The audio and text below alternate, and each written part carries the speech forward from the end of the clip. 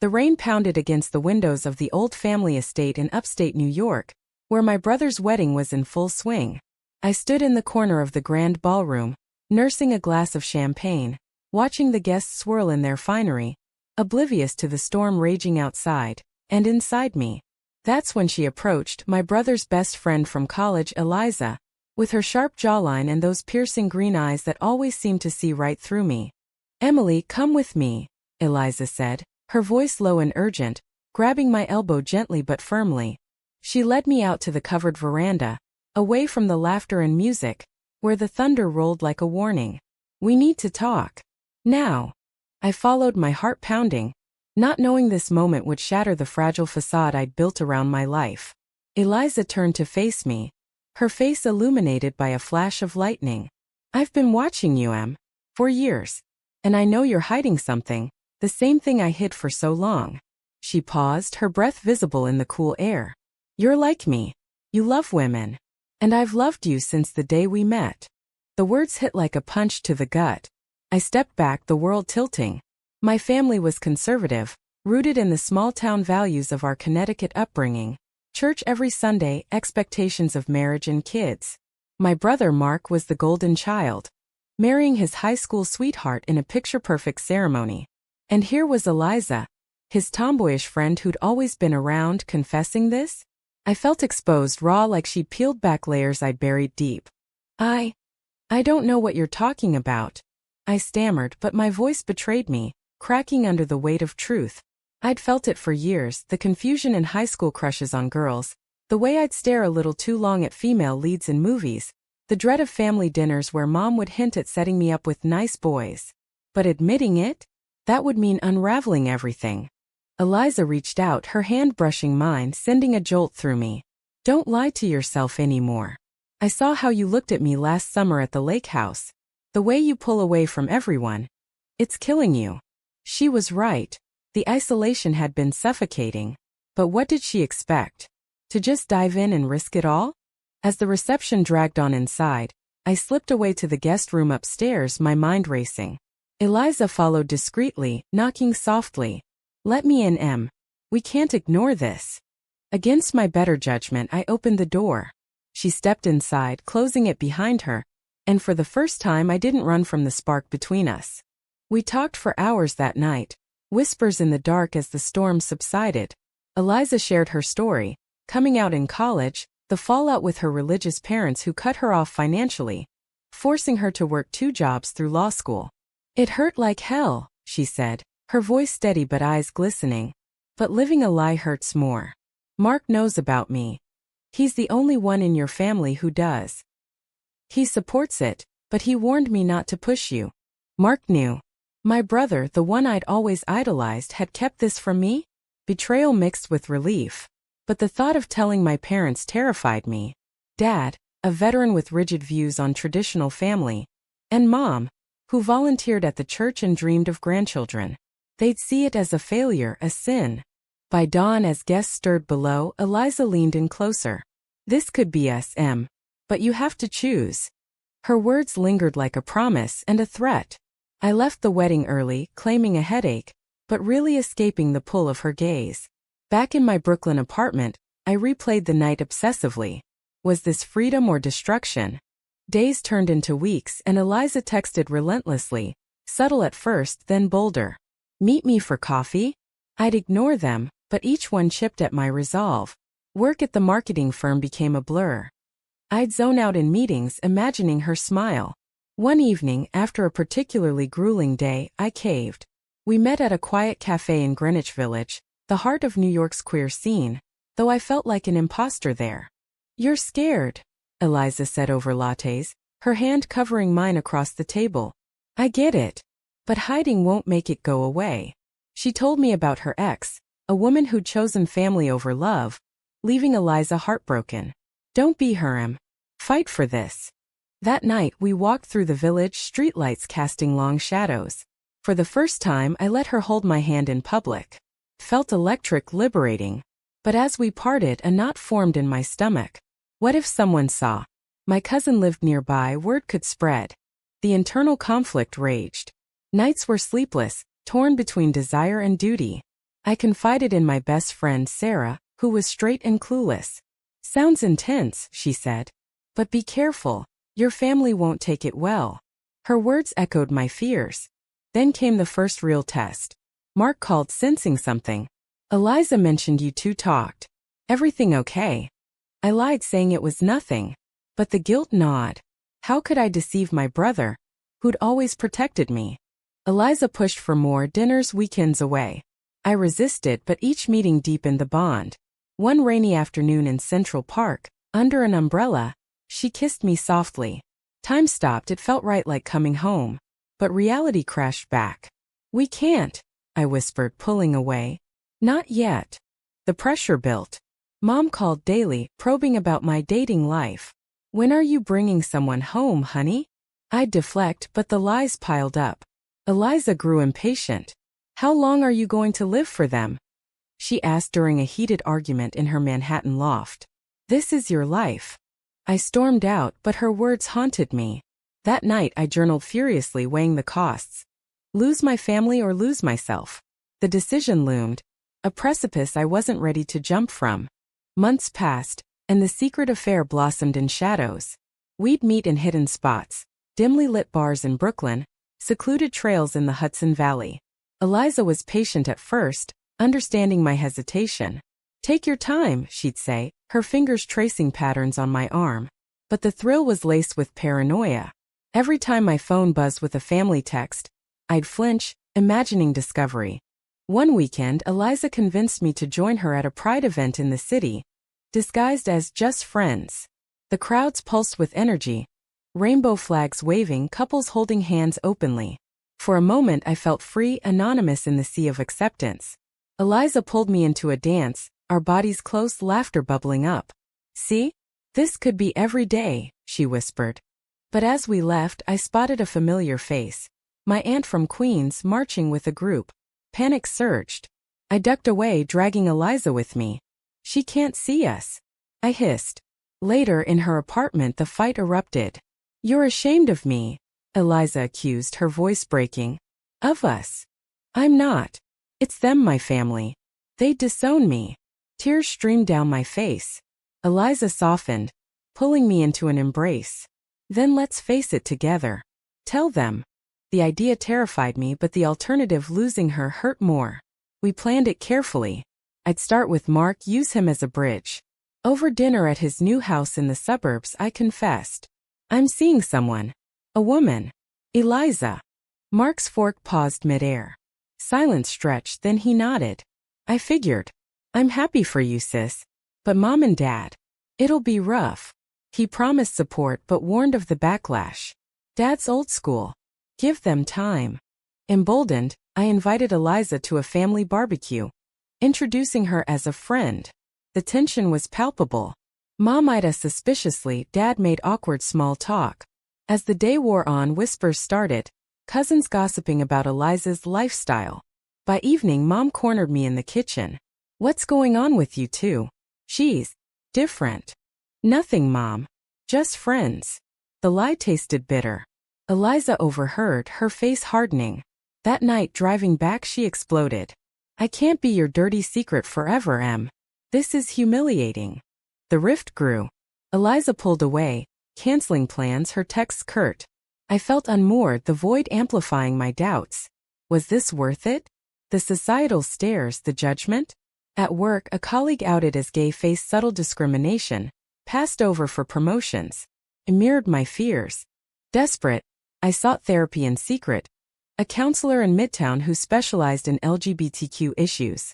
You're internalizing homophobia, she said. From society, family.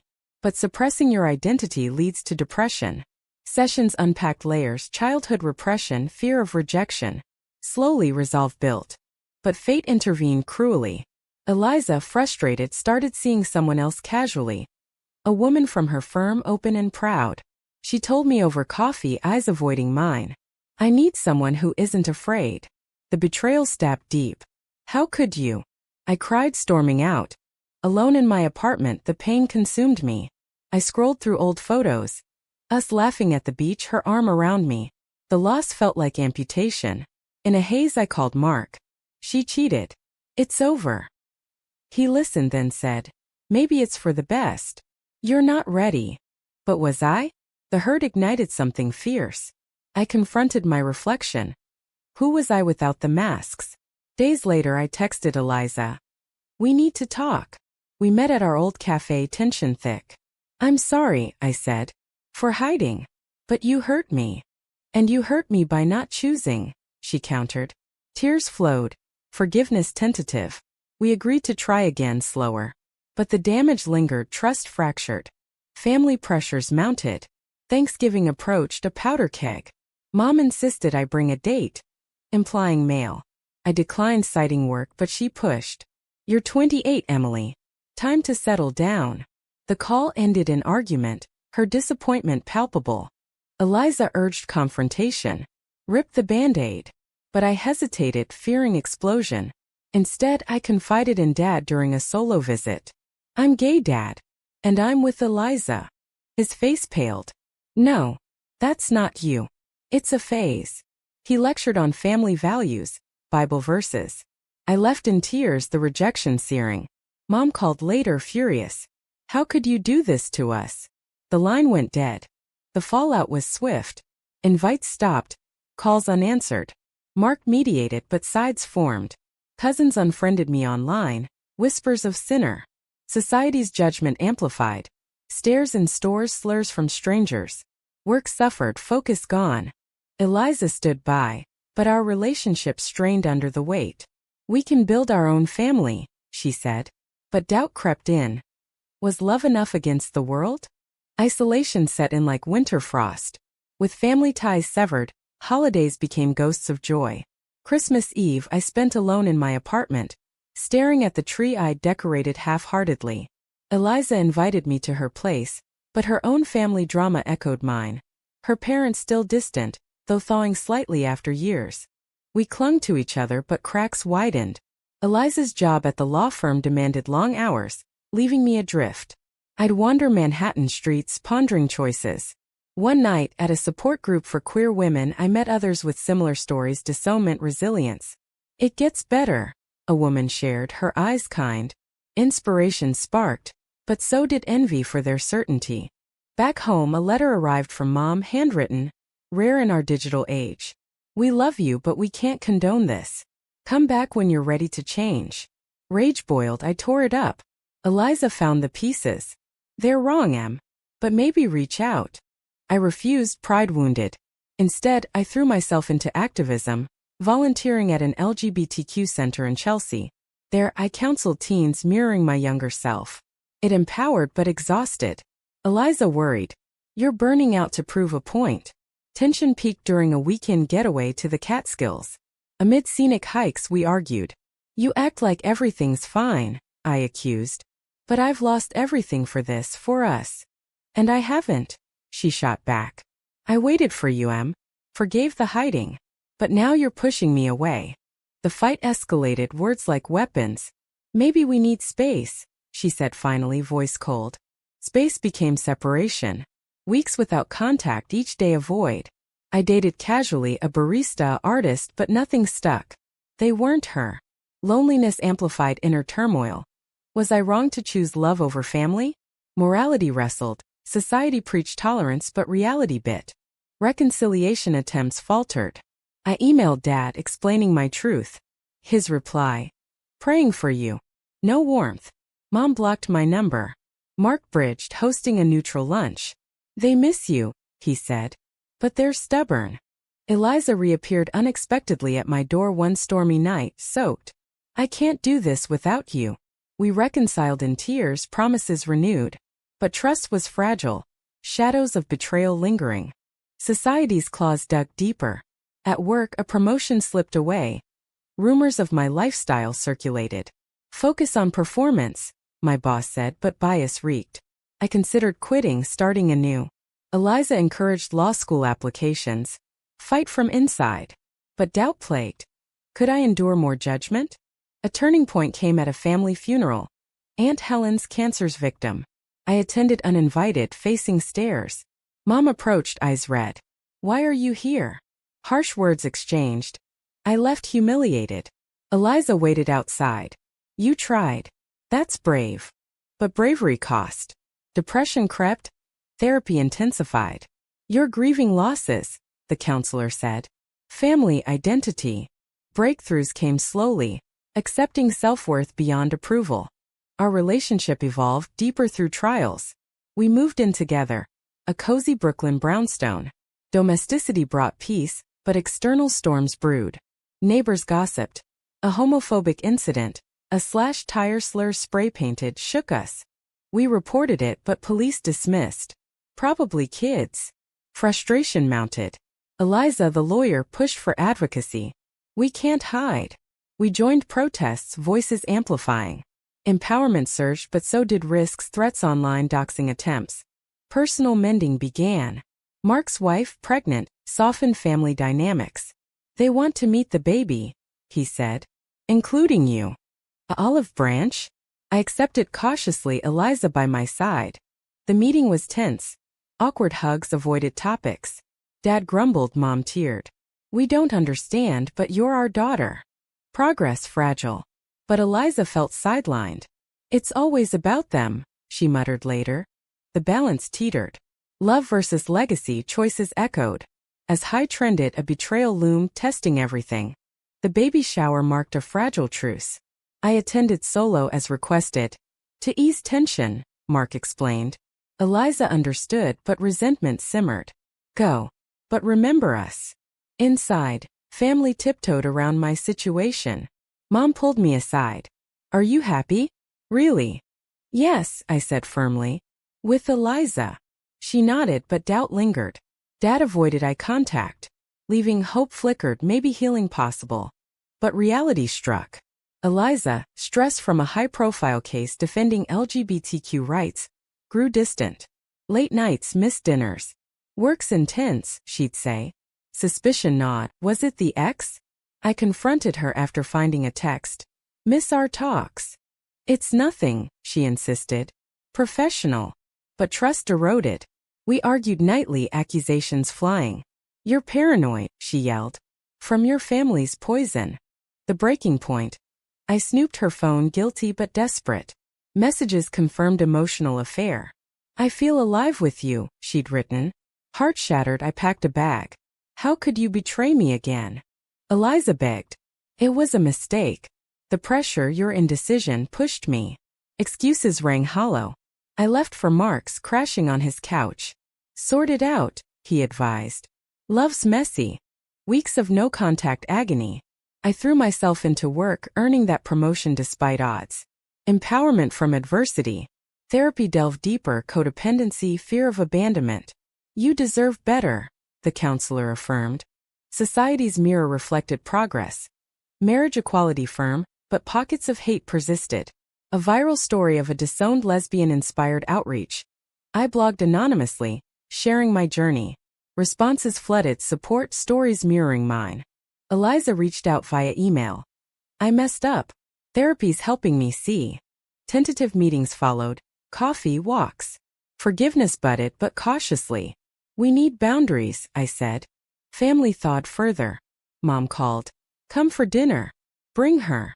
Shock rippled. We went, hands clasped under the table. Conversation stilted but civil. Dad asked about Eliza's work. Genuine interest? Mom hugged goodbye. We're trying. The price paid, years of pain but growth. Our bond strengthened through fire. We attended couples counseling, unpacking betrayals. Trust rebuilds slowly, the therapist said. Highs followed. Eliza's case won landmark for rights. We celebrated in the village, openly affectionate. Society shifted slightly. Friends rallied, community embraced. But shadows remained. A cousin's wedding excluded us. Traditional values. Hurt resurfaced. See? They'll never fully accept, Eliza said. Decisions loomed. Marry? Kids? Morality question, defy norms or conform. We chose us, planning a small ceremony. Invites sent warily. As climax built a final twist. Mom's health scare, heart issue. Hospital visits forced confrontations. I regret the lost time, she confessed bedside. Tears mended fissures. Recovery brought unity. Dad apologized gruffly. I was wrong. Acceptance, hard one. Our wedding day dawned intimate on a Hudson overlook. Vows exchanged, rings symbolizing endurance. Family attended, awkward but present. Joy overshadowed past. Yet questions lingered. Was the pain necessary? Choices correct? Post-wedding bliss was short-lived. Real life intruded. Eliza's firm offered a promotion in San Francisco. It's a fresh start, she urged. But uprooting meant leaving fragile family ties. We just mended, I argued. Debates raged, career versus roots. I compromised, agreeing to move.